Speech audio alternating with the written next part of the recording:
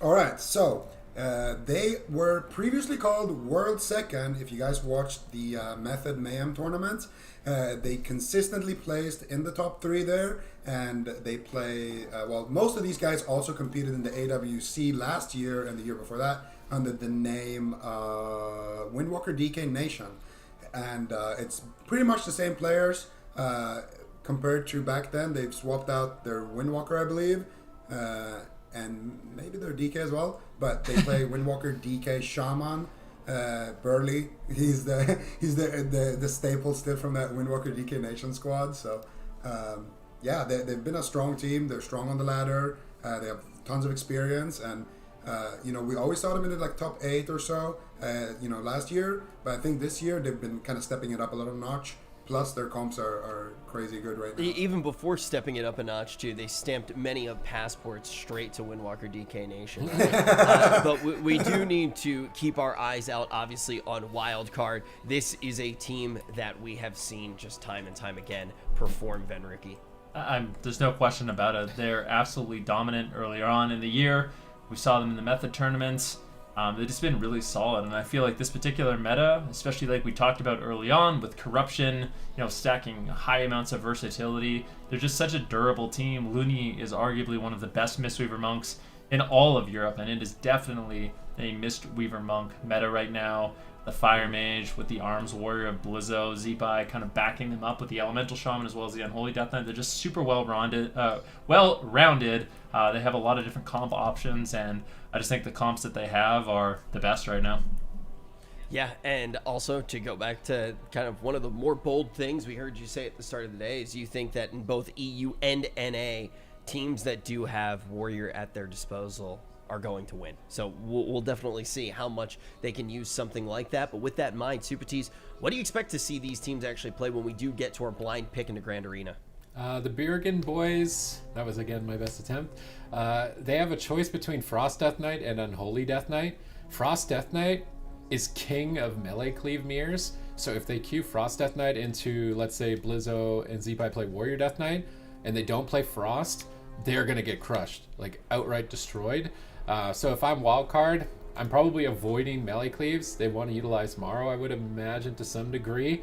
And then if they do, even they do run the Mage, the Frost Death Knight can counter that mobility with the Heartstop Aura and the Delirium Honor Talent combination, which basically makes your blink. I mean, Venruki and Zico would have a better idea of it, but it feels like a minute cooldown. You get like one blink.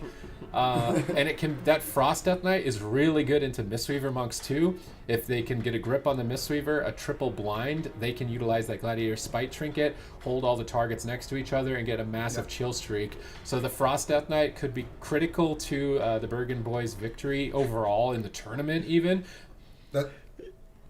That's exactly what they've been doing. They've been doing exactly what you're talking about, where they play Windwalker, Frost DK, they grip in the healer, they're already on top of the mage or the Windwalker, and then they use that chill streak to bounce on 2 targets and set up big pressure that way. And I think Morrow's going to have to do a good job preemptively trying to blink away from those setups, so keep an eye out. You know what's kind of meta in NA? I don't know if the Europeans have caught up to it, or I don't know if it's even that good, but it seems good when I play it, is you play Blink against Frost Death Knights. So every single time they do a setup, you just blink it. And outside of that, you pretty much have no mobility anyways. With Shimmer, you can never really get away. So you can deny their goes over and over and over just by using Blink. We'll see. Moonkin is going to be taking quite a bit of damage. Spike Trinket's going to be utilized here by Wildcard Gaming. Lizzo doing as much burst as he can. Burley's going to have to play catch-up. Moonkin is getting really low. They're putting decent damage on Morrow. Morrow actually kiting back into those Gladiator Spike Trinkets. And they do get the Touch of Karma early on. Blizzo actually attacking Burley a little bit, wanting to stay away from the potential double leg sweep. So Blizzo's just going to pressure the Shaman. He's not really guaranteed to get too much pressure, but he doesn't want to stack up. And Burley's trying to bring Blizzo back on top of Moonkin so they can land a triple leg sweep. But if they stack up as all 3, they might get cleaved down. They actually all walk into a Ring of Frost. That was not nearly as devastating as I was expecting it to be. Burley manages to escape back to the pillar in that Ghost Ult, but now once again you see him trying to bring Blizzo close to Moonkin. Moonkin's trying to get in between the mage and the Monk to land a double stun, but Blizzo isn't falling for the bait. He's not getting close to the double stun, and if he stays away, then they may have to use Death Grip on Windwalker rather than Mistweaver, and they don't want to do that. Morrow blinking, but blinking before the setup. It's very important that they stay separated before the stun. They go for a Paralyze onto Moonkin, actually setting up here with a Polymorph over on the Shaman. This is a beautiful Spite attempt play over on a Moonkin with a followed up double leg sweep. Burley, Trinket Spiritling Totem. I think he was anticipating a lot of corruption damage there and really respecting it, but his Trinket and Spirit Link out of the way early on could spell trouble.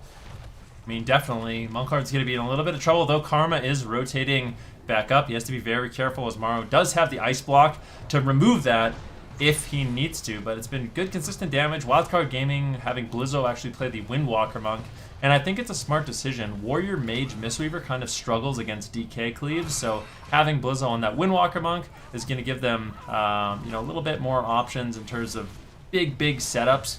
Windwalker Monk, Blizzo is going to have a lot of burst potential, and you can see it on Moonkin consistently in the match whenever he has paralysis. That being said, Morrow getting really low. Luckily for him, not having to use his Cauterize just yet. Battlemaster's Trinket as well as the Life Cocoon will ultimately be enough for him to survive, but I do not envy Morrow in this matchup. Being trained down by Windwalker Death Knight, it is really difficult to get anything going as that Fire Mage. Paralyze, Gladiator Spites on Moonkin, double Paralyze into leg sweep. Oh, Blinding Sheet catches Blizzo. He wasn't able to land the stun. Moonkin escapes the Gladiator Spite, leads the charge with huge damage on Morrow. Looney trades up Vitality Conduit. Looks like he'll recover. They go for the double leg sweep on Joel and Moonkin regardless, but not developing too much pressure. Burley should be able to pick his team up in the near future. He's got Grounding Totem if he doesn't want to deal with Counter Spell, but Blizzo is staying on his tail. It's so difficult as the Frost Death Knight. You need to have two targets. They grip Blizzo over for a two-pronged assault. They go and they land the double stun. Beautiful timing for the Chill Streak to bounce, but now Morrow blinks away from it. And this double Monk Mage, with how many rolls and teleports and blinks that they have available, almost at all times, one of them will be able to get away from the other. And as long as they're able to separate, Chill Streak won't bounce, and basically the Frost Death Knight doesn't exist. They're almost entirely relying on the Windwalker's pressure onto Morrow to win the game. And they need to try and capitalize potentially on a mistake, but so far Blizzo is not making one. Burley taking a bit of damage, dropping the Earthen Wall Totem. Blizzo trying to get multiple pressure points in the matchup, but I think as the match goes on, if Burley gets a little low and caught into a leg sweep, it could easily be a Trinket with just a Combustion, Meteor, Morrow getting low, Temporal Shield, Battlemaster once again. Keep himself alive. Looney's burning through a lot of mana. That's one advantage right now that Betty and boys have, is the fact that they do have that mana lead. Burley on that Shaman should be able to outlast Looney, and if they can deny drinks in this matchup, that could be a great win condition here for this Windwalker Death Knight. Yeah, Looney is actually almost tapped, barely standing on top of him. He's not going to be able to drink with the Shaman running at him in Ghost Wolf at the moment. Morrow is being pressured. Even without the Unholy Death Knight, they're getting a good amount of damage out. They tried to grip into a double blind to stall the assault here so that Moonkin could escape out of those Gladiator Spites. It's interesting that Joel and Moonkin don't appear to be running the Gladiator Spites themselves. I was really expecting them to be, but maybe they're just going for Drestagath Trinkets to try and burst down the mage as a single target, and they are anticipating that the enemy team would spread out. And I think that was a good plan. They're going to need single target damage if they want to beat this composition. Burley is currently crowd controlled, and they're switching to the Death Knight right as we enter Dampening, and his Death Strike will be less effective. I like this strategy adaptation, but they're taking a beating right now by Moonkin. Morrow just consistently below 50% health. They have to drop the double Dragon's Breath defensively. Morrow is trying to stall, but he's interrupted over and over. Goes for the Frost Nova. Wraithwalk from Joel to get right back on target. If Burley can maintain his mana slightly better than Looney, he will have a lead moving into Dampening. Touch of Death available for Blizzo, not available for Moonkin. So Blizzo's damage potential is a lot higher, and they're dropping those Gladiator Spites on a Polymorph. But the double blind from Joel, triple blind from Joel. This adaptation by him mid-game, usually you use the blind defensively, but now instead using it, or offensively, but now using it defensively, setting up his team quite effectively to totally shut down the offense of Wildcard Gaming. Ooh, Blizzo's getting low. Forced to use the Touch of Karma. And I mean, this is something we talked a little bit on early in the day. The Spike Trinket, obviously very powerful, a lot of setup potential with that, but there are a few things that counter it, and one thing a lot of people have realized is Ride the Wind Honor Talent for Windwalker Monk is insanely good. When you use your Flying Serpent Kick, you drop a little cloud on the ground, and if you're in that cloud, Spike Trinket will just be going down. It will not be activating, so it's a great counter to the Spike Trinket. As long as Monkarn can get that off, he could be able to survive. But it looks like Wildcard Gaming, they're actually going to be going after Yoel now. He's down around 50% health. Burley's kind of struggling to keep him alive. And if we look at mana, it's surprisingly even at this point. I mean, Looney's been able to hold on, sustain. I'm not sure if he saw a drink, but that's not going to matter. Blizzo gets absolutely obliterated. Monkarn, I believe, with a massive Drestagath trinket, catching him off guard. And it will be the Bergen boys with a upset, I think, in round number 1. Yeah, I think that we can all agree that that is an upset to start things off in this first game of the first series that we're looking at on the top side of the bracket. Keep in mind that neither of these teams have lost a series yet. This is not an elimination matchup, but this is a huge upset. It could put this squad that some people don't know as much about in a really good position moving forward. Let's talk about how they were able to do it, Zico. Well, I think it's two things. They had that big setup earlier onto Blizzo. They forced out his karma. And now this has got to be like a big dress crit or something, because you know, they did that big combo. They got Blizzo's karma, then they used that defensive blind to shut down the aggression from Wildcard Gaming, and then in the end they secured like what was it, like a hex, and then they just dressed at him. Yeah. I think That's what it looked like. I think Monkarn must have gotten like a 200k Drestigath hit there. Yeah, I think. And an upset is for sure a safe thing to say here. I was expecting the DK to start, you know, going down, because that's typically what Wildcard will do. They'll go after the Monk early on, you know, kind of weather the storm, and then in Dampening they start killing the DK, and usually they win this matchup by doing that. Yeah, I do want to talk about Trinkets for just a second, because I feel like we haven't really yet, and just to kind of get the lay of the land as to what Trinkets we could potentially see. Obviously, Dressed is something that we've talked about a whole bunch. As a win condition is something that you can use as a really powerful tool, but I know that there are some also like defensive options that have been really popular, whether it is actually the Psychic Shell or anything like that. Are there any Trinkets that you want to put people's attention on, Supatis? I mean, the trinkets that we see right now from Monkarn and Joel and Burley was the Corrupted Gladiators insignia, so just base versatility with primary stat. They were just focusing on maxing out their single target damage in their build. They're all wearing full Gushing Wound. They knew the other team would play a comp that's going to try and separate and spread, so they just built themselves for max single target damage, which was a really good adaptation by them. They knew the weaknesses of their comp. They anticipated the enemy to exploit those weaknesses, and then they were able to build their characters differently to be able to overcome those odds. The only thing that looks odd to me when I'm looking at their gear is Looney's Essence Major choice. Memory of Lucid Dreams Major. We're almost seeing every healer either running Conflict and Strife or Vitality Conduit. And even as Vitality Conduit Major, it's still very mana efficient because it doesn't cost mana to utilize it, and it's almost like guaranteed survivability during that window of time. It's a bit... I'm curious what his thoughts are. I would love to even just ask him what he was running that for mana regen and still had mana problems. Maybe he would have just been completely out of mana without it, so it did get value, but that's definitely not standard, I feel. I think. How do you feel about the Lucid there? Well, I mean, if their plan is to win it in Dampening, you will run out of mana. You know, basically, you have a Fire Mage on your team who's getting attack the entire game with almost 100% uptime, so it is a lot of single target healing that you need to do, so maybe keeping your mana up. Mystery Monks don't really struggle with throughput, so you don't necessarily need the Vitality Conduit, although it is really nice for mana. It is damage that you have to eventually heal off with, you know, other things like Renewing Mists. So interesting choice there. Obviously they just want to last until the late game. I wasn't a fan of the Spites at all. Like, no. I feel like Wildcard Gaming could have played that a lot different. Like, I mean, they're obviously the expert at this composition, but Spite didn't appear to get any value. I feel like if they just had more damage, and instead of... I mean, there's a big opportunity cost when you're using both of your paralyzes onto the Windwalker Monk to set up a Spite Trinket. That's a paralyze you don't have on the Resto Shaman. So instead of that, I would like to just see big attempts on the Windwalker Monk or the Death Knight, where Looney can just get, you know, an in-cap or a paralyze into a leg sweep, into maybe even a Song of Chi-Ji, if he specs into that, and then they actually have like consistent setups they can do, because Spite Trinket looked completely awful, especially with the Ride to Win talent choice. It just seemed like they were getting denied on it every step of the way. So we are going to be headed to Tolvaron right now for game number 2. Zico, before we let game number 1 rest, do you think that maybe there was an outcomp or anything unexpected that came out in the blind pick into Grand that we do want to address before we move to game 2?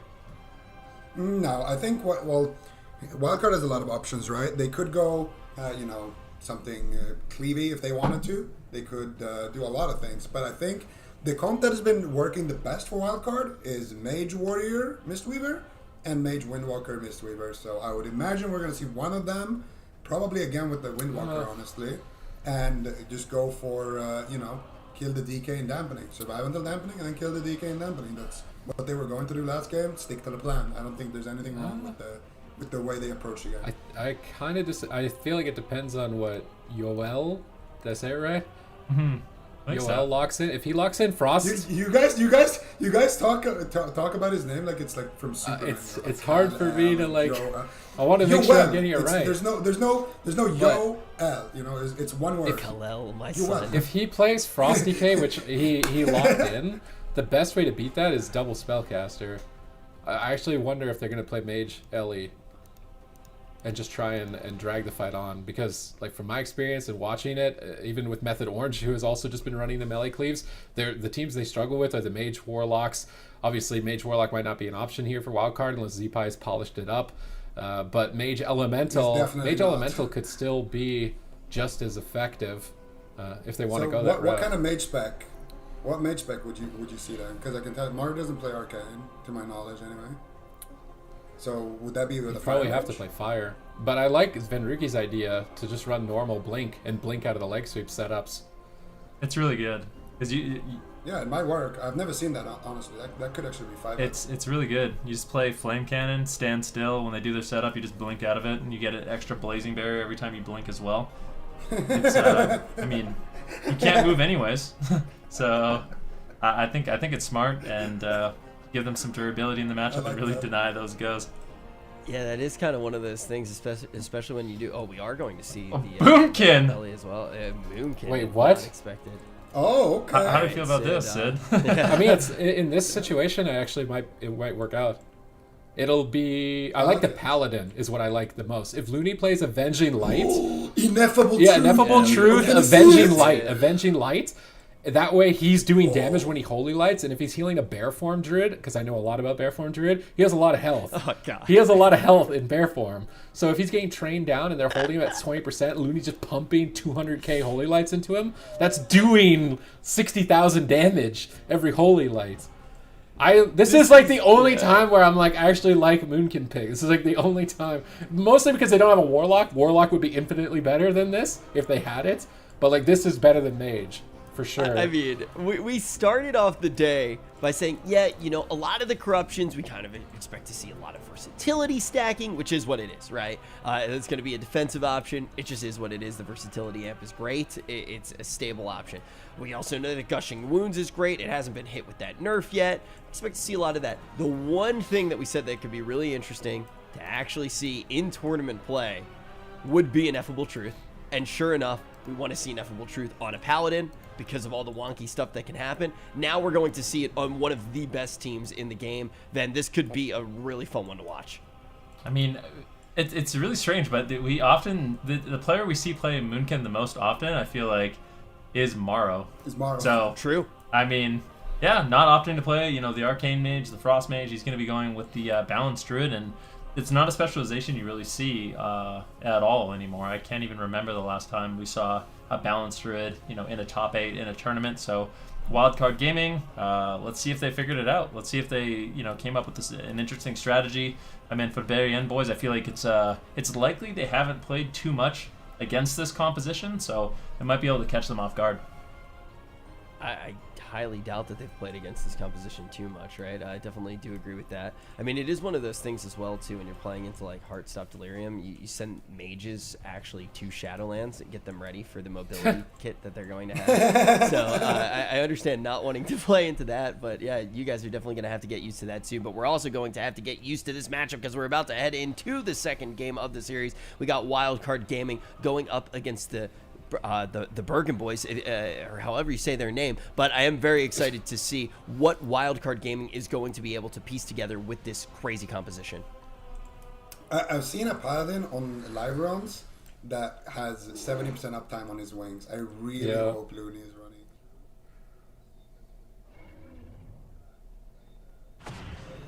I think it's called Fist of Justice. There's an honor talent. When you judgment, your Hammer of Justice cooldown is reduced by 10 seconds. And if you stack enough ineffable troops, you can hammer, judgment, and then hammer again. So I want to see Looney go all out on that because it stacks up. I really want to make sure he's playing Avenging Light. If he's not doing damage from the healer as well, I don't know if they have enough pressure with the Balanced Druid. Now all they have to do is spread out, avoid Death Grip, and max range it at all times. And on this map, we might see Joel and Moonkin pull back defensively, but at the moment they're in the Super T's Wizard corner. They get the grip double stun lock. They thunderstorm the Chill Streak, but Chill Streak is still bouncing. Looney just max range healing with Avenging Wrath. Beautiful cooldown timing there, totally negating that Chill Streak. Now Looney's getting aggressive. As soon as Chill Streak is on cooldown, it's time to get in there and get some stuns. Burley gets stun locked. He's getting chunked down to half. Joel's getting bursted, and this is where the Ellie and the Boomkin are going to shine. A full Hex out of the Hammer of Justice. Beautiful crowd control chain between Looney and Z-Pie, realizing Maro's not going to have the best time here. They go for a Solar Beam and a Lasso together on Burley, trying to punch him and push him over the edge. The Vitality Conduits, he steals some of his team's health for himself. Healing Tide to stabilize the whole team. He's still a little bit out in midfield, trying to make his way back to the pillar. Both sides recovering for now. It's been a long time since we've seen a Balanced Druid. It's nice to see one. Yeah, definitely.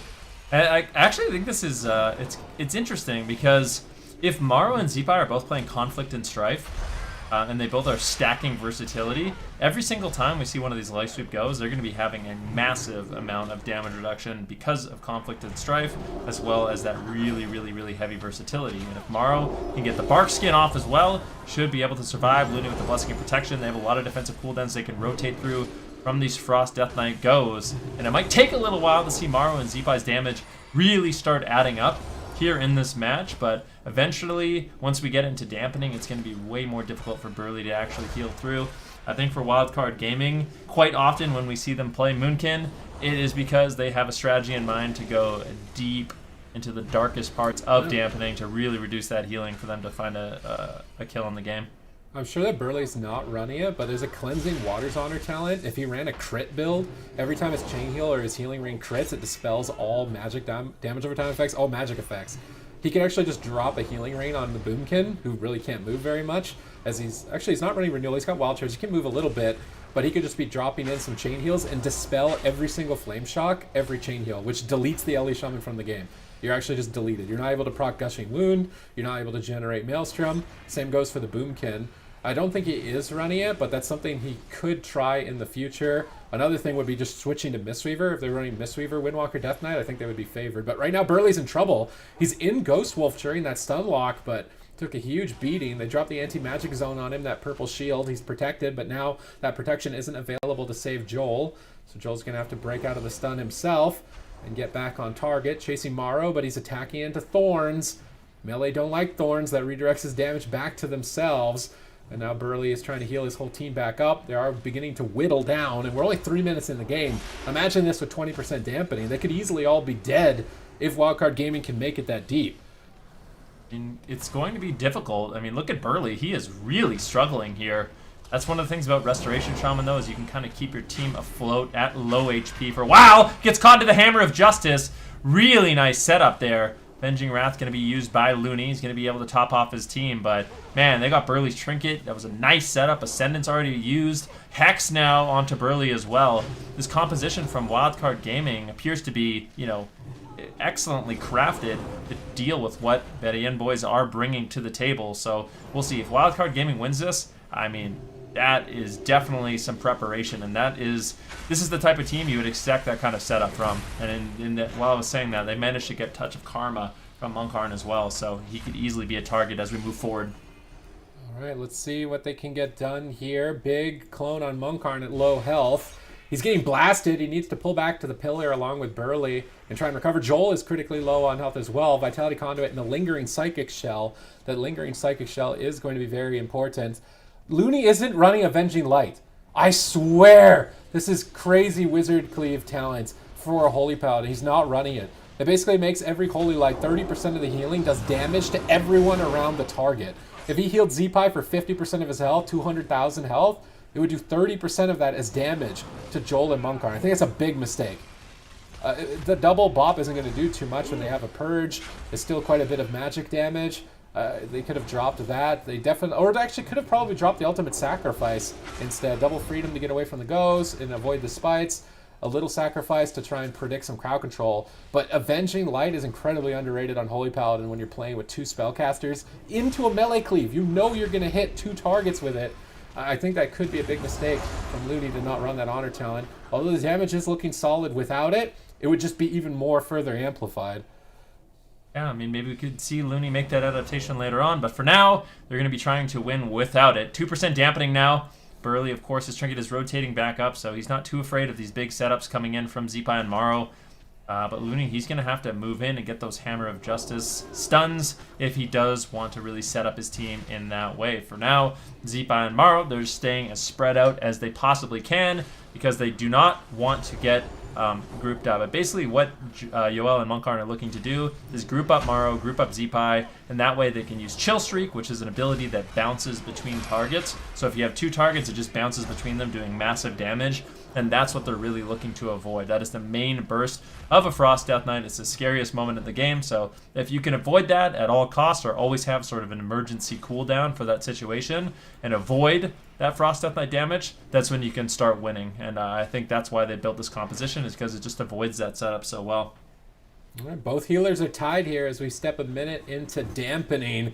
Who is going to be favored here moving further into this dangerous territory? Zeepai kiting back to the corner. Burley out in midfield, gets Root Solar Beam. They combo it with the Lightning Lasso, so he cannot activate the Tiger's Lust. Moonkin has to activate the Lingering Psychic Shell, but his healer is still crowd control. He's absolutely being shredded. He ports back out of line of sight, but now they could switch to Burley. He needs to close a lot of distance to get back to Moonkin. Instead, going after Joel, Burley has to heal basically everyone on the team through an overwhelming amount of damage. Joel is still pushing forward. Moonkin as well. Burley doesn't seem to care. Wind Shearing the Paladin and getting right on top of Zeepai, trying to set up for some purges potentially on the Thorns, but he doesn't have very much mana to work with. He's not binding the Thorns. Incarnation active for Morrow there, proccing it from his Azerite trait, looking to build up a lot of damage. Stun onto Moonkin from the Primal Earth Elemental, holding him in place, trying to min-max them as much as possible. And that assault did get them a slight mana advantage moving forward. Looney charging in. Hammer of Justice on Burley. Lightning Lasso. Beautiful timing. Can they finish him off here? Earthshock Star Surge. KO. Can't activate the Trinket Link or the Karma in time. That's going to be lights out. And the first time in probably 2 years that a Boomkin has won a tournament game. All right, let's actually talk now that we did get to see the Moonkin just a little bit. What's the win condition for Wildcard Gaming? Is it all going to revolve around trying to get into those late parts of Dampening, Zika? Did you ask me something? Yeah. Just like when we actually do get to look at the Moonkin now, what's its win condition actually look like? Is its goal just to get into the late parts of Dampening? Well, I think there's several win conditions here for the Moonkin, and we actually picked out a couple of moments later that we're going to look at that kind of highlights the Moonkin, so I want to save that for a little bit. But in general, yeah, I mean, it brings a durable target, so it's very hard to kill. You have high instant burst damage on both the Alien and the Moonkin, and he also has a lot of crowd control. So I think Morrow kind of keeping this Moonkin in his back pocket could prove to be something very vital for them later on. Also, I feel like this shows a lot of the potential of a squad like this and why we expect so much of them, right? Already we start to see a wonky comp start to come out here. Ven, I feel like this just shows they have a lot more up their sleeves. Well, it's just nice. I mean, they have compositions that I talked about earlier on.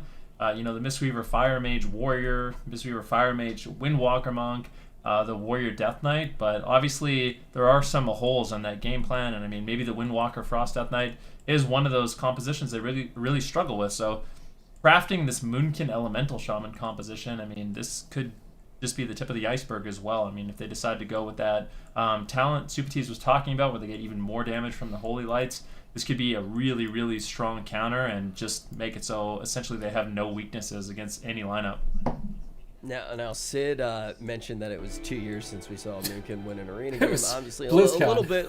BlizzCon 2 years ago, we did see a Moonkin just star surge people all the way into the Shadowlands. But let's actually look now at what the Moonkin is able to do. Zico, I know there were a few moments that you wanted to actually dissect.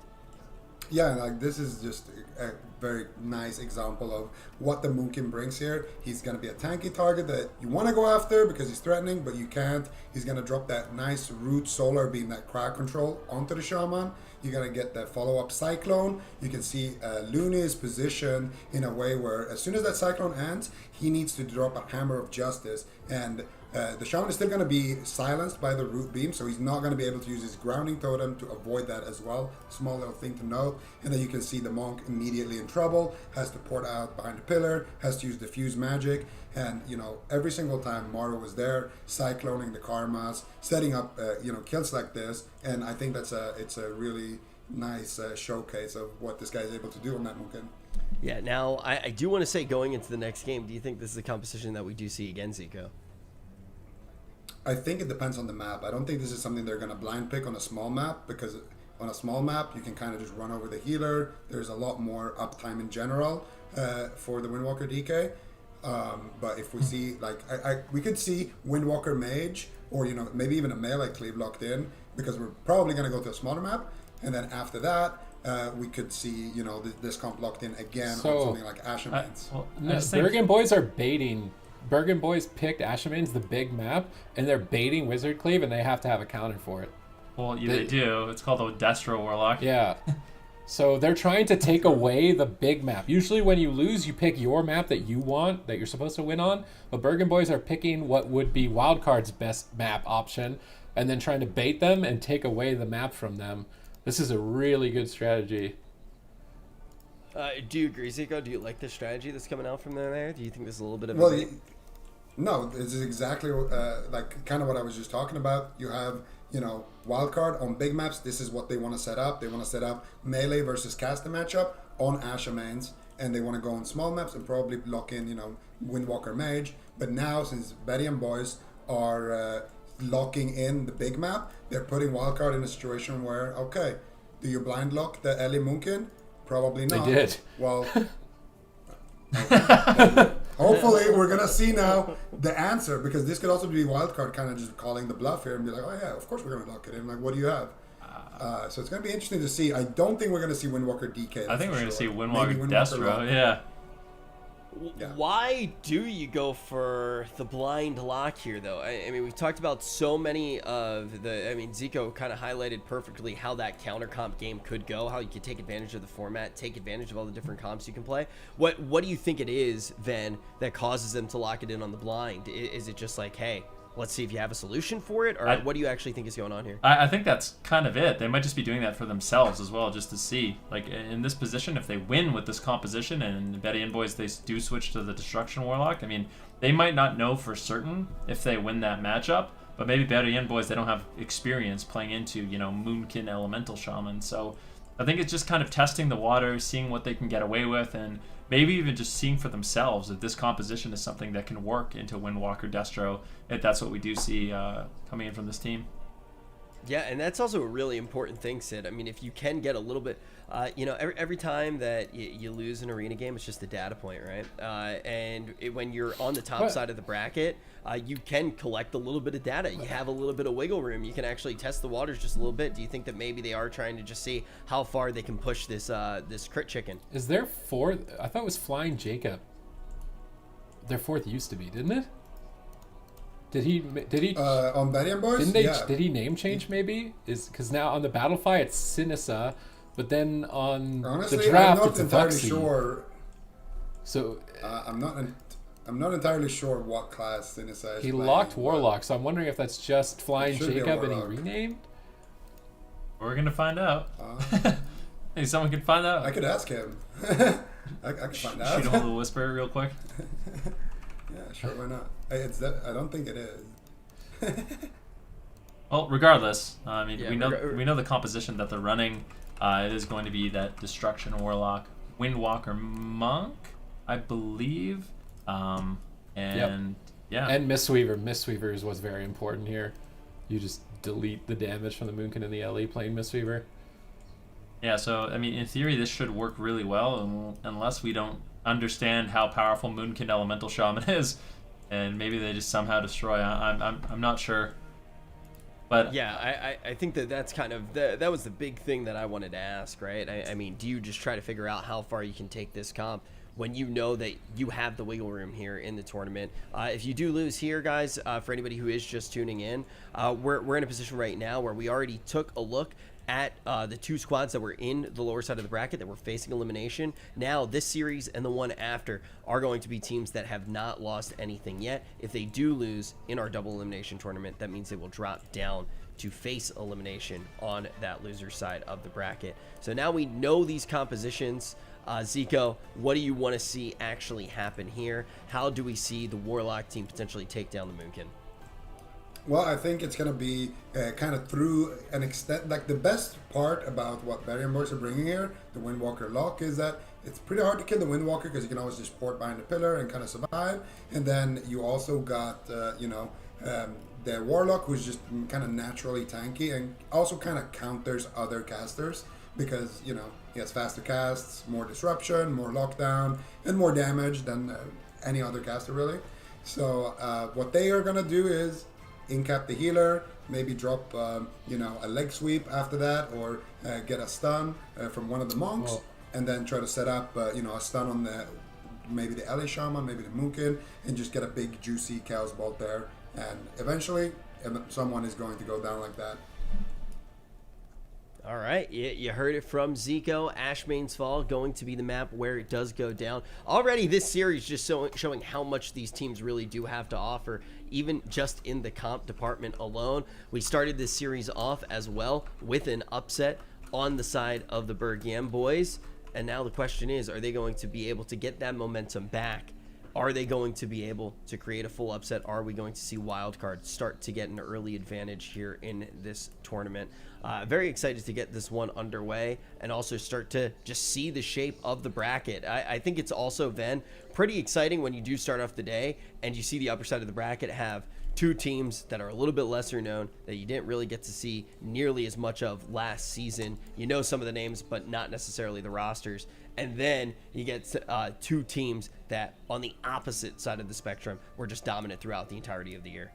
Yeah, old versus new. We'll have to see if Wildcard Gaming can sort of keep their throne at this point, because I feel like they are the team to beat, even more so than Method Black in the European region. So Wildcard Gaming expected to win this matchup, expected to do very well in this tournament, but I mean, it just speaks volumes to Bergen boys if they can. I mean, if they can go up 2-1 in the series, that would be absolutely incredible. And I think with the compositions that they have here, they should be favored to do so on this particular map.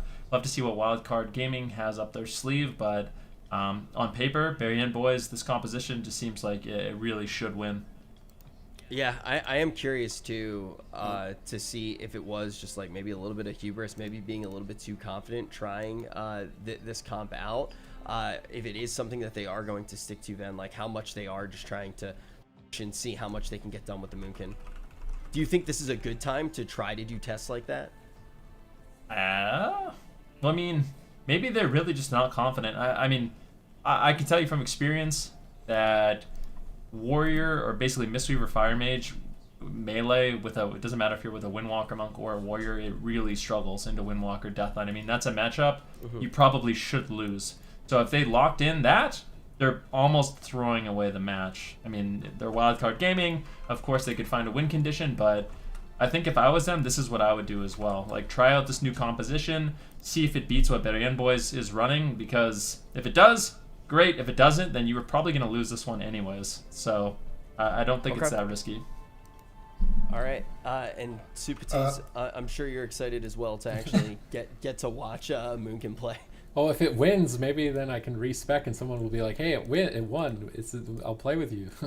Maybe. No more Guardian Druid. Maybe if it wins. If Like it Zico. loses horribly to what is like the meta, like Mistweaver, Windwalker, Destro, that's like the meta. It won every North American tournament. I don't know, but if it wins, maybe it beat the meta. Who knows? Maybe Moonkin was good all along. Moonkin, I believe in Moonkin, but The Warlock is not Flying Jacob. It is Voxy. He plays Shadow Play a lot on the ladder. And there was a little bit of spiciness with Flying Jacob. He's not on the roster anymore. That's what we're going to leave it at. And take it away, boys. All right, thank you for that hot take and the information, Zico. Appreciate that very much, keeping us all up to date. But yeah, this should be an interesting one. I mean, these are not compositions you normally see go head-to-head. Wildcard Gaming, a little bit of an X factor here with the Moonkin. Like we said, we don't really see Moonkins that often, but I've heard that this composition actually isn't too bad. You have a lot of burst damage, you have a lot of crowd control, especially with that Paladin. I could definitely see them sneaking in a win, but I think as long as Betty and boys, they play very consistent in this match, they don't make too many mistakes, they should walk away with the victory. All right, so Zipa is trying to go after Moonkin while he's overextended. Touch of Karma? Morrow is, yeah, well, it was a lightning lasso hammer of justice, and he was all by himself. I think it was almost needed there. And the main goal right now for Morrow is to just run around a box by himself and line of sight the Warlock, keeping dots on the whole team and just maxing out their damage. That's usually the playstyle for the Ellie Shaman caster comp, and they're doing phenomenally. Is Burley choking on the Mistweaver Monk? That was the one thing I was going to be drawing into question, was how competent Burley is going to be. I've only really seen him playing the Restoration Shaman. Already, Moonkin is absolutely getting devastated. I mean, yeah. Did he disconnect? I don't No, think he's so. moving He's moving around. the frog. Moonkin getting low. His statue still isn't healing anyone, so I mean, just little bit of errors. You know, they're missing out on a lot of healing, but you can see Vuxy, he's actually getting a lot of damage out. Fear onto Looney. Moonkin really hasn't been able to do too much in this matchup. He's just been pressured consistently, forced to run away, finally getting topped off. But with no diffuse magic, no touch of karma, he could be in a world of hurt. Looking to line of sight, looking to avoid damage, but it is never ending. Burley finally connecting the life cocoon. Keep him nice and healthy. Morrow sneaks in a Cyclone to deny any follow-up heals by Burley. Moonkin still low, finally getting some big heals. Vuxy getting targeted down now. In the meantime, in Wildcard Gaming, they seem to just have all the pressure in this matchup. Burley fully cycloned. Thorns active. Moonkin on the run, waiting for his touch of karma. Burley going to get dotted up here as well. Root Solar Beam onto two team members. Burley gets Tiger's Lusted out of it from Moonkin. Good teamwork. Breaking that silence crowd control. That could be devastating. Vuxy's trying to line up some damage, but he's having such a tough time getting line of sighted and cycloned that he's not getting out nearly as much damage as I was anticipating that he would be able to. There's basically only one interrupt, a wind shear, that he needs to deal with, so usually a Warlock is going to be able to just max out with huge pressure, and we're still waiting for him to get online in terms of his damage. Looney's popping that Avenging Wrath, trying to pick his team back up. He was targeted down a bit. Chaos Bolt flying in the air towards him. Shadow Fury sniped around the corner. Burley trying to take him out, but definitely not going to be killing the Holy Paladin as the Mistweaver. Burley just going to walk away. Looney recovering, but still actually getting whittled down. Double Mortal Coil. Vuxy setting up with Fears on tomorrow. Moonkin still decently being pressured. The pressure is a lot higher than I was first anticipating from the Moonkin Ellie. I mean, they're keeping the Warlock and the Windwalker at sub 80% health for some time. Whether or not we're going to chalk that up to Burley's experience on Mistweaver is going to be a story for later on, I think. I mean, we'll have to see what they can get done. We are tied in this series. Zipai getting a little bit low. Vuxy on the Destruction Warlock, just wreaking havoc. Fears all over the place. Spell Lock, Shadow Furies, Mortal Coils, and just big damage in general. And that damage is definitely going to start adding up in this match.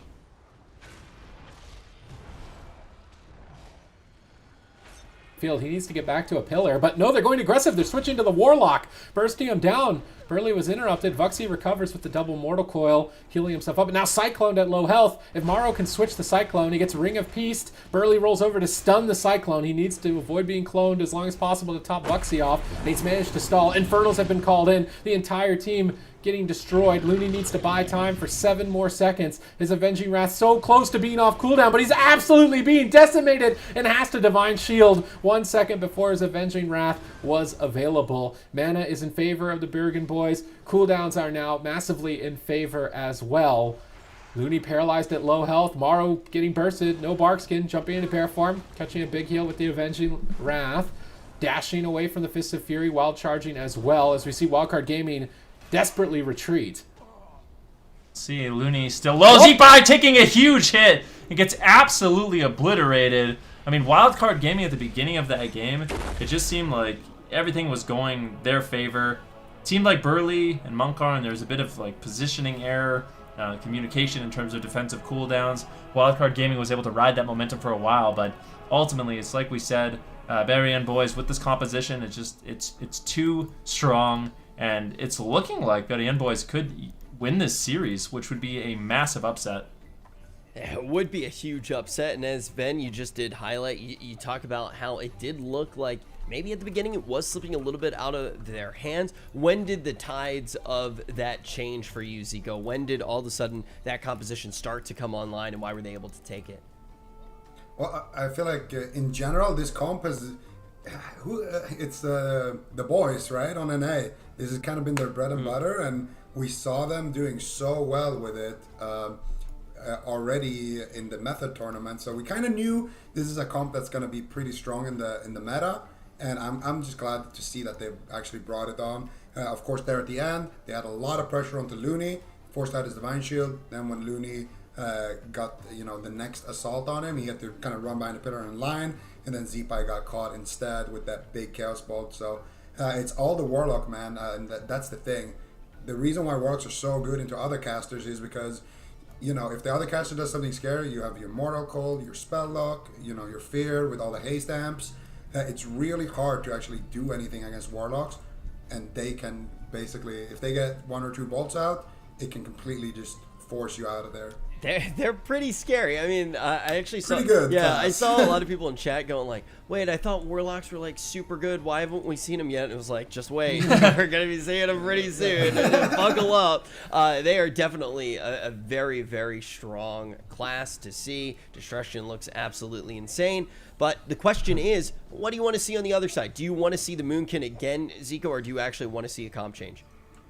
No, what I want to see is I want to see the thing that Wildcard has to do right now is they're gonna have to win one game with either Ellie Moonkin versus this matchup or versus Windwalker DK with Mage Windwalker. I want to see the Mage Windwalker matchup because I think it's a higher percentage play.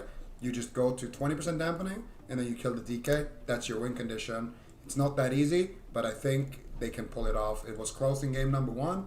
I think they can do it for Wildcard. In this next game, though, it's going to be a counter comp game. The map, I don't know where we're going to go, but probably somewhere big, I would imagine. And then now it's also going to be interesting to see, will Bergen boys lock in Windwalker Destro and potentially run that into, whatever Wildcard wants to run. Could be Warrior, could be Windwalker, Mage, anything.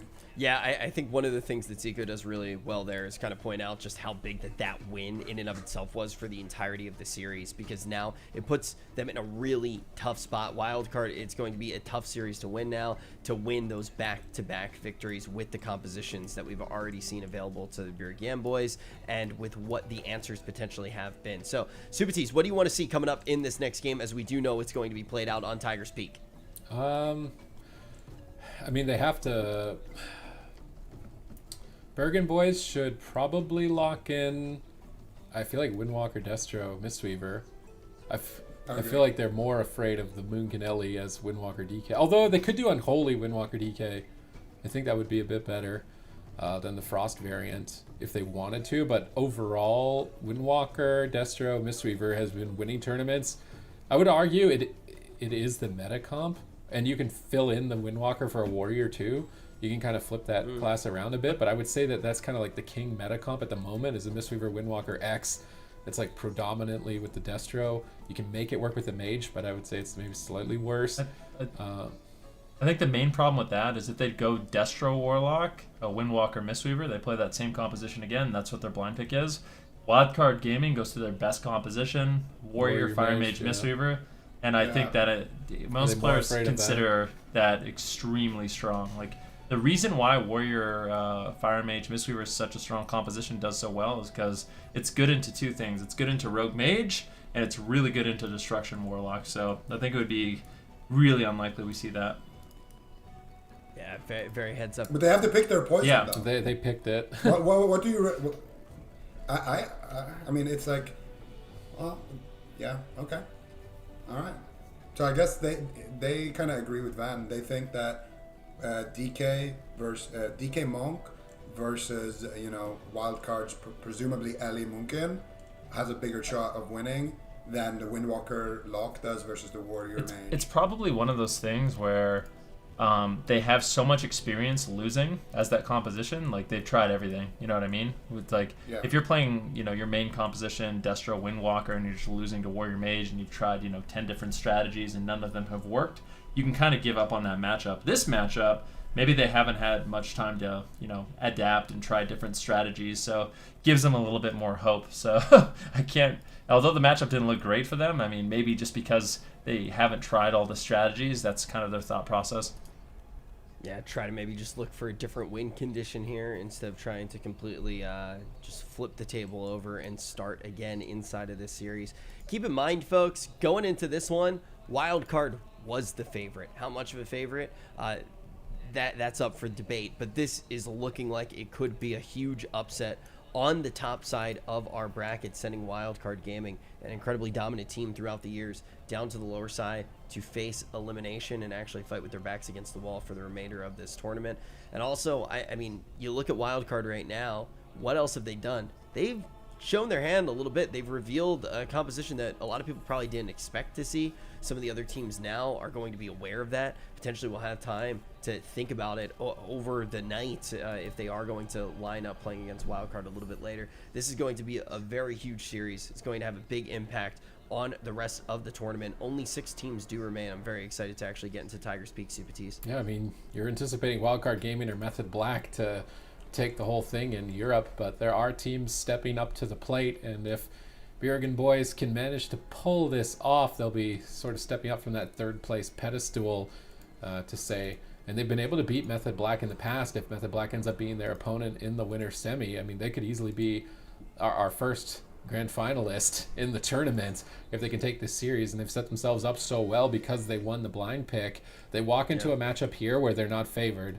Big deal. They lose, they go to game 5, and they can set up a matchup. They force Wildcard to probably play Fire Mage Warrior Monk and try and win based on their ability to play rather than just a comp advantage or a strategy advantage, because the Boomkin Ellie looks so terrible into the Warlock Windwalker. I really don't think that we're going to see that matchup again from them. Regardless, Bergen boys could just win this and close it out. Maybe they do have a plan ready. They just needed to see the Boomkin Ellie firsthand, and now that they've seen it once, it's not going to fool them twice. Well, we've talked about just what is at stake here, how much this can impact the entirety of the tournament. It's time to see what's going to happen. It's time to jump down to Tiger's Peak. Let's see what they do. I mean, in this game, we kind of talked about the main strategy for Wildcard Gaming. For Zipai, for Maro, it's going to be about just staying spread out to just avoid those big setups that do come in from UL throughout the matchup with that chill streak on the Frost Death Knight. And if they can manage to do that, and they can slowly whittle down the Bergen boys, I think it's going to look really, really good for Wildcard Gaming once again. All right, here we go. The gates have opened. We're on match point, and the Bergen boys are in the lead over Wildcard Gaming. Europe's 2020 favorite, really, at this point with their dominance in the Method Mayhem series. Are they going to be bested by the Bergen boys? We'll find out momentarily. Zipai trying to drag both Moonkin and Joel out in midfield, and they're leaving the balance druid open. Let's see what Maro can get done while he isn't the target. Let's see what happens here. Well, right now, 50% health. He's going to be pushing forward, trying to get that damage rolling. It's actually behind the pillar right now. Zipai doing a good job kind of locking him down. There's really good pressure coming in from Wildcard Gaming. The incarnation from the Balance Druid, really, really strong offensive cooldown available for them. And you can tell, Bergen boys, they are going to be respecting that cooldown. But every single time that's up for Maro, he's going to be able to force them back at the pillar, which is just, it's really, really important for this matchup. All right, Moonkin currently Cyclone during the double blinding sheet. They're trying to stall, but they can't stall long enough. Double leg sweep lands. Chill streak is in the air and bouncing. Looney pops that Avenging Wrath immediately to respect the chill streak. If he did not time it like that, it could have been lights out, but Looney, the respected healer, with all the accolades he has to his name, not falling behind. Burley currently Root Solar Beam, gets Tigers lifted into a full Cyclone. Lightning Lasso, but into the Diffuse Magic. Well timed by Moonkin, anticipating crowd control, and Burley activating that defense prior to the stun lock definitely is what kept him alive. Burley is still crowd controlled in midfield. They're going to switch some damage to him as Moonkin is no longer a target as he retreated behind the balcony, now making his way back into center field after Zeepai. Perhaps they are more afraid of the Elemental Shaman damage, but the Cyclones and Solar Beams have certainly been impactful if they're not careful. Let's see, where really are the openings? I mean, for Bergen boys, how do they, like, what 2 targets do they want to go after? I mean, Zeepai has his Trinket, Maro has his Trinket. It just seems like this composition is basically perfectly crafted to just avoid the goes from Bergen boy, and without those goes from the Frost Death Knight, you're just so ineffective. Here it is. Double leg sweep coming in. Zeepai forced to use his Trinket as well as his Astral Shift. So finally a little bit of pressure coming in, getting some of those defensive cooldowns. And now, the next time they get that set up onto Zeepai, it could easily be Looney with his Divine Shield, or at least a Blessing of Protection to try to escape. Oh, big damage on Joel. Develops enough runic power to Death Strike twice back into the fight and recover. Big push there from Wildcard Gaming, but they don't find a kill just yet. Burley is fairly low on health, jumping into Ghost Wolf, trying to recover with that Pack Spirit as soon as possible. And their strategy does appear to be Death Grip the Paladin into double Blinding Sheet, double leg sweep with Chill Streak. The difficulty of doing that on the Paladin is the Paladin can outrange the Death Grip. Looney just needs to be aware of the positioning and stay far away from the fight. Burley is currently stunned. Maro in position to Cyclone. Actually, Cycloning Moonkin and Solar Beaming Burley. Touch of Karma about to fade. If they can get a Cyclone out of the Root Solar Beam, this could be devastating for the team, potentially moving to a Game 5. Double Blinding Sheet to try and stall on the damage dealers while Burley can't heal for a few more seconds. They need to get more crowd control. They need maybe a Hex, but they're not finding it. They're just trying to push Moonkin over. Burley's on top of the team, dropping the triple Ascendance. Big boost of health to the team. Wind sharing the Paladin, trying to find some pressure. Unfortunately not. Maro is certainly taking the time to utilize Cyclone quite effectively. Now cycloning Joel at low health, denying some of the recovery on that Ascendance, basically all of it. Now if they can manage to make it a little bit longer to another crowd control chain, Moonkin with no Karma could be vulnerable to a Lightning Lasso. Definitely at this point. Thing is, Moonkin, well, they're going to have to be very careful at this point in the game. Burley, without that Ascendance, he doesn't have that major catch-up cooldown. It's one of the best healing cooldowns that a Restoration Shaman really has. And without that, it's going to be difficult for him in those situations where everyone is kind of rotted down to the Moonkin, to the Elemental Shaman damage. Full Hammer of Justice is going to land on Burley as Looney pushes forward. Who are they going after? Where is the damage? Doesn't seem like they have too much just yet. Moonkin does manage to hold on as they continue the train on Zeepai, really just trying to whittle him down. And without a Trinket on Maro and Zeepai, this next setup from Moonkin and Yoel is going to be very, very strong. All right, let's see if they can get it going here. Avenging Wrath is rolling, so Looney is playing far away from Death Grip. Cyclones on Moonkin's Fist of Fury, beautifully timed by Maro, eliminating a huge amount of damage from the Windwalker. Earthshock lobbed in by Zeepai over to Moonkin. Burley moving across center field. I love that coordination. They paralyze Maro so Burley can cross center field and utilize the pillar. Now Death Grip into double stun. They need to get a Divine Shield with this Chill Streak. They're not finding enough damage. Zeepai able to clear his medallion and escape and actually find a Hex of his own into a Hammer of Justice. They could swap over to Burley. Big Stormkeeper, Lightning Bolts, Earthshocks. Anti-Magic Zone needs to be dropped, but he gets Cycloned on the Anti-Magic Zone. I don't think they're going to be able to kill him off this. He can just jump into Ghost Wolf and recover, which he does. They have to burst through the Ghost Wolf healing, and prior to Dampening, I find that unlikely. But now they can switch to Joel, develop some pressure there. They've maintained their mana effectively. Looney with a lead actually moving into Dampening, so they can rely on that as a safety net. We see the Bergen boys retreat away from the fight. Looney charges in. No! The first real mistake I've seen from Looney in a long time. 1 second Hammer of Justice. And now Burley, man, he's wiping the sweat from his forehead. If that was a 6-second Hammer of Justice, it might have been basically all of their cooldowns. You just hear the no in your voice as that happened. Looney giving up his positioning and missing out on an opportunity with that big stun. But still, Wildcard Gaming, they're looking good in the matchup. Joel, as well as Moonkin, around 50% health. Burley without the Ascendance. Although he does have it coming up in around 20 seconds. If they can get to that cooldown, of course he has a Spirit Link Totem if he needs it. But big damage opportunity here. Cyclone on Joel. Moonkin getting low. He's got Diffuse Magic. He has the Touch of Karma. has to use it. He's using the lingering Psychic Shell as well, so there's a ton of defensive cooldowns they can rotate through. Burly into the Lightning Lash, so I really like what Marwyn and Zeepai do. They get one target scared, like Moonkin, he runs away, and then they make a swap over onto Burly, so they have multiple pressure points, something Zico was talking about earlier on in the day. You don't want to just go after one target. In this particular meta, you want to make sure there is multiple targets you can hit, and we're definitely seeing Wildcard Gaming taking advantage of that. All right, Avenging Wrath is up, so Looney should be able to top the team off. Goes for Hammer of Justice. Moonkin needs to get out of there. Transcendence away, but now he left Joel behind. Joel does have full runic power. He can trade that for Death Strike. He's definitely going to need to, as Hex is about to subside into a full Cyclone. This crowd control chain is endless right now. Infinity Chain isn't deep enough into Dampening to kill Joel on that Death Knight class. Doesn't look like it. Burly gets out of the crowd control, drops the Healing Tide Totem to heal 2 members of his team, getting in position, gets thunderstormed away, wants to drop a value Earthen, but knocked into a Cyclone. Beautiful teamwork. They're setting up like a volleyball into the Solar Beam. Burly has to trinket the Solar Beam. Looney has a hammer. He's charging in on the Divine Steed. Hammer of Justice is secured. Can they push Joel over the edge here? Now at 15% dampening. Cyclone on Moonkin. Joel taking a beating. He's trying to retreat around the pillar. Burly's trying to catch up in Ghost Wolf. Control fully in Wildcard Gaming's court. They go for Lightning Lasso, but again, on diminishing return, not the biggest fan of that there. Potentially, they're just trying to clutch out a big kill, but they don't find it. Burly recovers with the chain heal. Zeepai now stunned up. Looney paralyzed. They're going after Zeepai, but Joel gets blasted by Morrow's Incarnation. They're really not respecting it at this time. They're attacking into Thorns. This is just devastating. How is Burly going to heal through this damage? His team needs to stop hitting into Thorns. They cycle a Moonkin at low health on the anti-magic zone. They're all out in midfield. They are just set up like fish in a barrel right now for this Moonkin Elemental Shaman. They're getting torn absolutely apart. Burly now into the Hammer of Justice. He's getting blasted down. He's absolutely decimated. Wildcard Gaming with full control. Take it to game 5.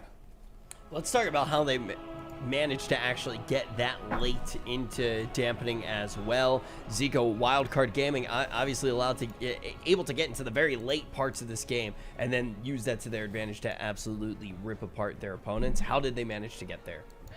Well, I feel like what Wildcard is bringing here is just a really solid tanking comp, and it was kind of obvious. They wanted to go after Looney there. And they weren't really able to on the side of Bergen boys, because Looney, like Sid kind of mentioned during the cast, was doing a really good job just keeping his distance away from the DK.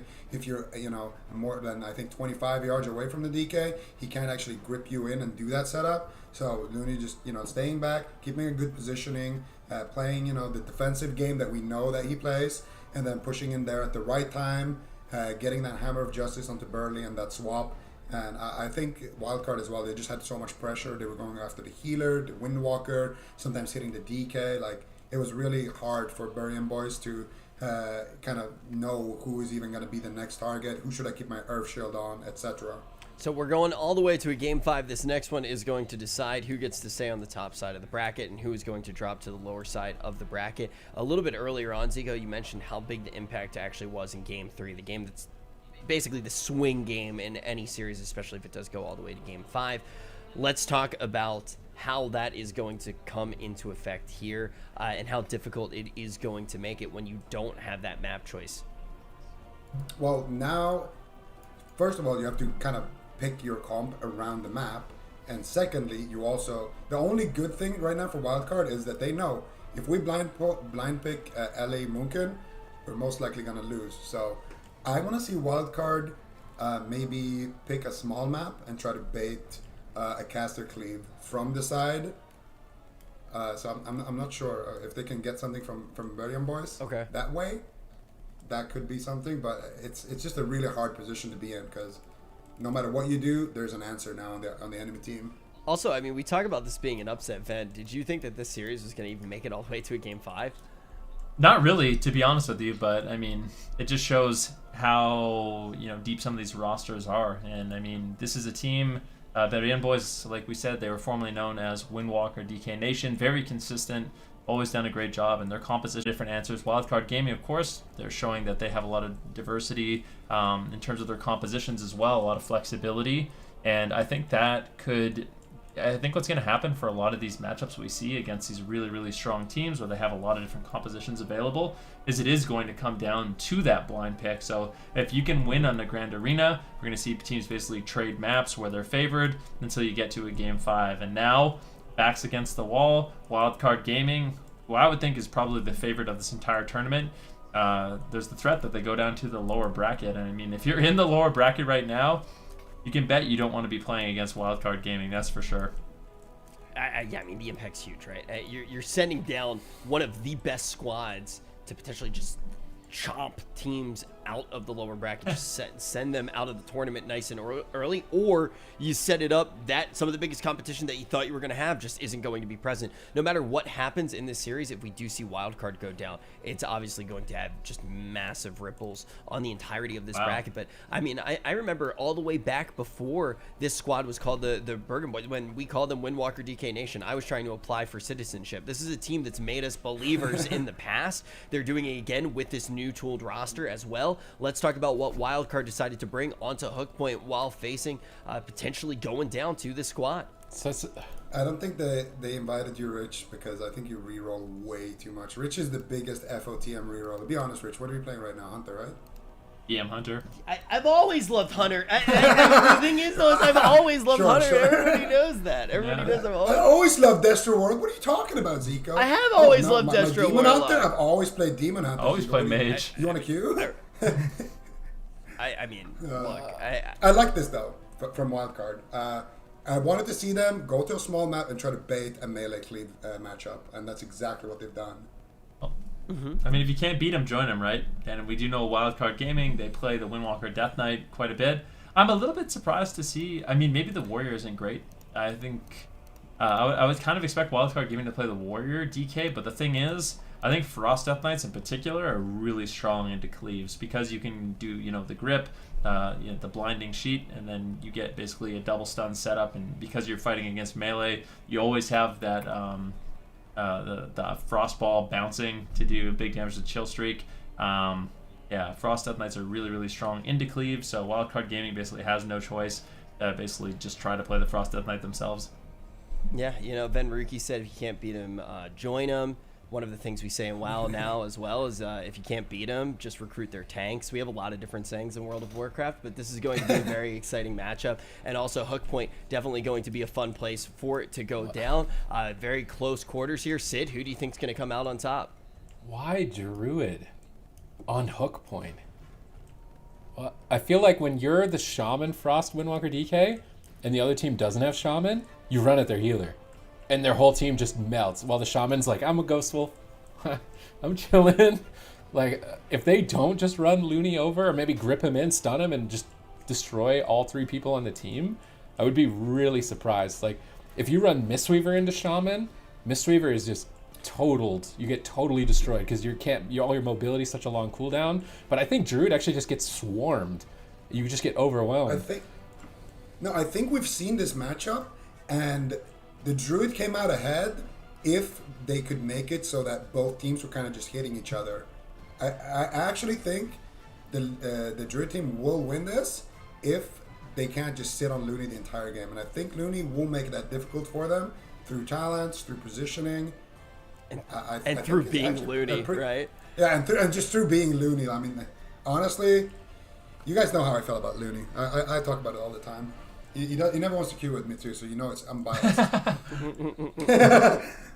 But yeah, I mean, this is such an incredible way though for this one to actually be decided, right? I mean, you bring the Windwalkers, you bring those Death Knights, you have a little bit of mirror action going on in a Game 5 with a potential upset. I mean, think about how big that would be for the Bergen Boys, right? I mean, this was also the composition that they originally named their team after, and it would be a huge upset if they were able to win in a mirror like this. So it's going to be a difficult one for sure, but Looney, definitely one of the best healers in the entire world, Zico.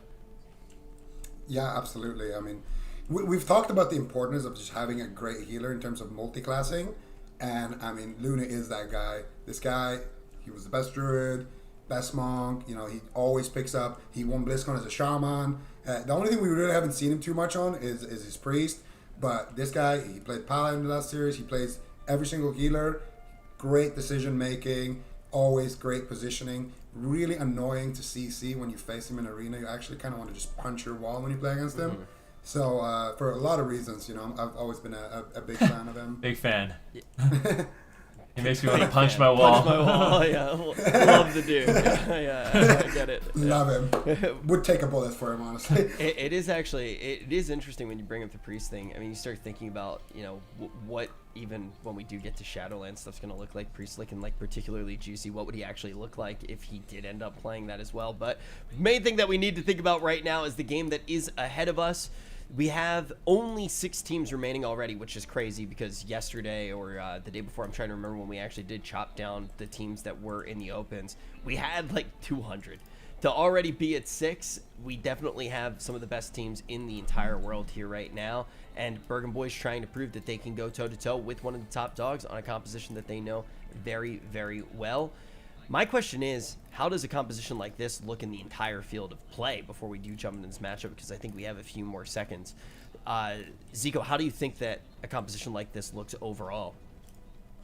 I think into other cleaves, this is a great comp. I feel like this is the thing about Wildcard. They have all of the answers that they need, and they are smart with math picks. They're smart with, you know, when to lock in what. They learn very fast. So I think Wildcard is just one of those teams that you can't really count out. Even if they're disadvantaged, they always, you know, let the other team with the advantage kind of make a mistake through just being that clever.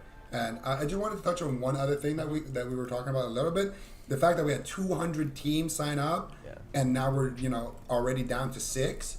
I think that's a crazy thing because there's so many good players who were in this tournament that, you know, lost in the open bracket and didn't make the top 8 that we don't get to see. You know, a team like AWC, for example, that won BlizzCon in 2017. Hydra's team, you know, with that jungle, we saw them in the Method Mayhem do really well. Other teams as well. So there's a lot of Titans who couldn't even make it to this part that we're in. So it's really, you know, the top of the top here. Yeah, it's like one of those things too where it's enough people. You know, when there are so many names that you expect to see and you don't see them, you almost forget to think about it, right? And then you actually start going like, wait, did we see Hydra play? And it's like, oh yeah, he got eliminated before we even did get to the top 8. There's so many different names like that. But now the question is, will we see the upset come to be true? Or are we going to see Wildcard manage to close this one out in the game 5? We're going to find out right now as we touch down on Hook Point. And Looney is banking a lot on Druid on Hook Point, which in the past has been the worst Druid map because Druid is one of the only healers that is almost required to drink, and it's basically impossible to drink on Hook Point. It's so small. It's also very hard to stay max range from Death Grip. And if you do get Death Gripped and tunneled down, it's very hard to actually get away from it. So I think this is a big gamble from Looney on Druid, and he's really going to be tested. Yeah, we'll have to see if it pays off. I mean, it definitely could. We've seen Looney pull off miracles in the past. Druid is going to be strong, especially if he's playing that Guardian affinity, if they decide to go after him and make him very durable in this matchup. And if they don't go after him, I think Restoration Druids actually have insane throughput. Like, if you can cast, you can get out a lot of healing, which could be very valuable in this Cleave matchup. I'm curious why they're sending Joel after Looney and not Moonkin. If they wanted to do a split, I think it's the Windwalker. They do get the Paralyze into double blind into double leg sweep. Chill Streak is bouncing. Looney trinkets instantly. He knows that's a dangerous situation, but this is where he can just be absolutely swarmed, trying to dash away from the fight, holding onto Barkskin and Iron Bark, getting some distance here behind the fence. Blizzo now getting swapped over to Gladiator Spikes being lobbed down as we see Moonkin portaling back away. Joel trying to escape that Ursul's Vortex in the Spite, an interesting adaptation, but they got Gladiator's Medallion from Looney. If he is ever caught in a stun out of bear form, I'm 99% sure he gets deleted through Barkskin to a Chill Streak. He needs to be very careful. Yeah, could be very scary, and they're trying to make those setups even scarier with the Spites. If you get the Blinding Sheet, triple Spite into triple Leg Sweep, that is an absolute recipe for disaster. Burley really struggling to keep Moonkin alive right now. Looney in a good position behind the pillar. He's topped off himself. Zeepai getting a little bit low, but he should be A-okay, especially with the positioning of Looney right now. But I don't think this game should last too long. I mean, Burley, you can see the consistent pressure coming out from Blizzo and Zeepai to actually finally catch Looney, getting some damage rolling. The Flying Serpent kick with the Ride the Wind should allow them the uptime they need, but Zeepai grips him over. Can they find the stun? Unfortunately, the setup gets botched. Blizzo wasn't there. He wasn't available to get the leg sweep just yet. And, I mean, Wildcard Gaming, they really messed up that go. And now they are way behind, and Looney's in a lot of trouble, Sid. All right.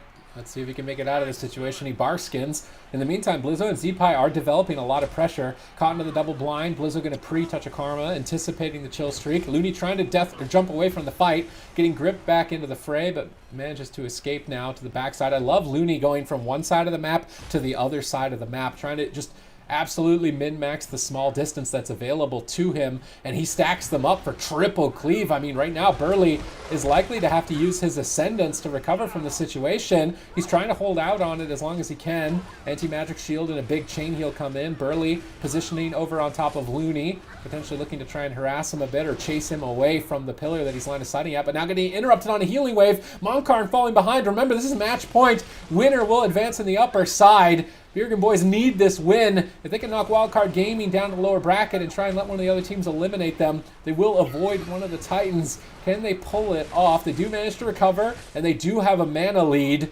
It's looking solid for them if they can keep it up. Yeah, they just need to keep it up. I actually don't mind the Restoration Druid just because of its mobility, being able to basically power shift to escape. I mean, that's one of the things we haven't talked too much about the Frost Death Knight, but you really limit mobility, especially for a Windwalker and a Death Knight, and with Chains of Ice, it makes it really difficult to stay on target that is highly mobile. Now the double blinding sheet comes in. Blizzo hightails it out of there, trying to escape, but he gets caught into a leg sweep. Big damage now on Blizzo.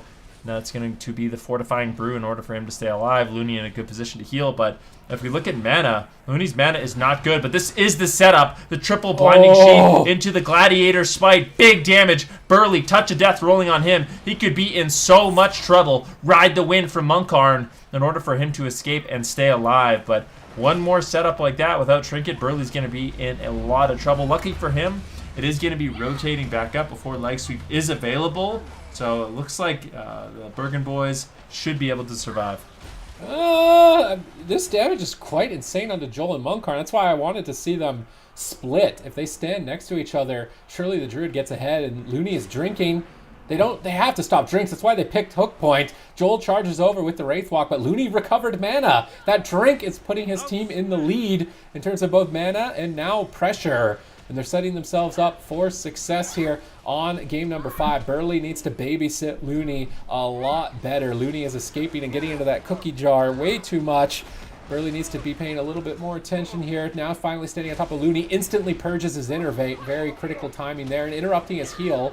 But they're not getting any damage out, even with that interrupt and that purge onto Blizzo and Zeepai. The exchange of melee and center field is definitely going to favor the Druid.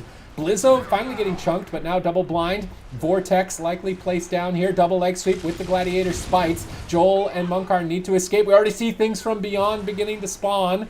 Moonkin going to redirect some of the damage with the touch of Karma. He's going all in and trying to redirect it instead, but he may regret it as his entire team is absolutely torn apart. Burley has Ascendance. He's in position. There's the triple blinding sheet. They need a triple stun, but they can't find it.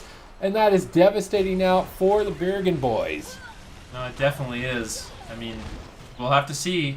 Joel getting a little bit low right now. Burley trying to play catch-up. This is the Ascendance. Not too many defensive cooldowns really available for them. The Spirit Link, of course, that emergency cooldown will keep them alive. Looney's mana is looking really good as we enter around 5% dampening. Good burst damage coming from Zeepai, but it's just going to take one good setup from either one of these teams to just really push the other over. But that's what we're going to be looking to see. Burley struggling here on that Restoration Shaman. The healing per second is just really, he's falling behind quite quickly. And Joel, not being topped off, he has to pop the anti-magic shell in order to stay alive. Moonkin is going to get a big shield. And you can see Looney, he's sitting down for a drink. This is big. Did he get any mana? Nicely done to stop that. But Burley and Joel, they're in a lot of trouble. The Spites come in. The double stun, this could easily be the game. Joel, he needs to try to escape. Burley, actually, with Touch of Death rolling on him. He's trying to get away in Ghost Wolf. Looks like it will be enough damage reduction, but he still has to heal up Joel, who's taking a lot of the cleave damage as well. Double stun coming in from Moonkin, who's trying to reverse the pressure, but just doesn't seem like they have the crowd control with Iron Bar coming in from Looney. Now Looney is easily healing through this damage. The drinks have been coming in clutch from Looney. They need to run him out of mana, but that drink earlier is why their team is even still alive at this point. and they could just win the series off of it. Burley targeted down once again, retreating back out of line of sight, activating that Dwarven racial Fireblood a little bit prematurely. I'm curious if Looney activated the Obsidian Claw during that time or not. Looney fakes out the Mind Freeze. Vitality Conduit rolling on Blizzo, trying to stabilize him along with Z-Pie. I mean, this game could be a very explosive finish with both healers so low on mana and Chill Streak basically able to erase a player from the game. Already Touch of Karma forced from both sides. This game is going to be ending shortly. Who's going to come out ahead on the burst windows? Anti-Magic Shield activates for Joel, absorbing some hits. Looney is basically tapped. If he gets purged on his Innervate, it's going to be game over, but already engaged with the double Blinding Sheet. They counter engage with the Blinding Sheet. He gets pulled back in on his Flying Serpent kick. Monkard and Joel in a lot of trouble in this position. Who's going to fall first? Paralyzed onto Looney. He can't activate that Innervate. He needs to make sure it doesn't get dispelled. He goes for the Innervate anyway. Burley's not in position to purge it. He would love to purge it, but he's getting so much value, a Tranquility and a Thorns out of that Innervate, and Burley has to Spirit Link as he was trying to reposition for purges. He's stunned up. The entire team is about to be triple killed by Wildcard Gaming. Burley needs to hold on for 28 more seconds. If he can live to the Ascendance, he'll recover, but I don't think he's going to make it. He's pulling off a miracle right now to hold out this long. 20 more seconds to get to that Ascendance. Chain heal after chain heal, but gripped into the Chill Streak. He runs away, and Ghost Wolf hovering so low on health. 13 more seconds to make it out of this alive. Blizzo might just die. Are they actually going to take Blizzo out? He Flying Serpent kicks back, but he gets Death Gripped on it and KO'd. Burley with miracle heals, keeping the team going. Defeat the European Titans. Wildcard Gaming 3-2. Wow. I mean, for it to actually go all the way to the game 5, for this upset to happen and to end like that, Zico, I think